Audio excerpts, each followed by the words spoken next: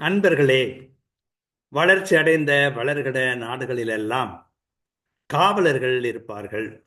நம்முடைய நாட்டிலும் காவலர்கள் இருக்கிறார்கள். அவர்கள் எத்தகையவராக இருக்கிறார்கள்? அவர்களால் யாருக்கு நன்மை, யாருக்கு தீமை, இதையெல்லாம் இந்த தவக்கால கண்ணாடி மூலம் அவர்களும் அறிந்து கொள்ள முடியும். அதனால் அவர்கள் நலம் அடைய முடியும். காவலராகிய நீர் தீயவர்களிடமிருந்து மக்களை காப்பாற்றும் சிறப்பான பணியாளர் என்பதை உணர்கிறீரா? சிறந்த தொண்டர் என்பதை உணர்கிறீரா?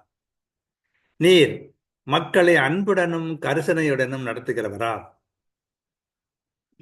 நீர் நம்பத்தகுந்தவரா? நீர் பாமர மக்களை மிரட்டுகிறவரா?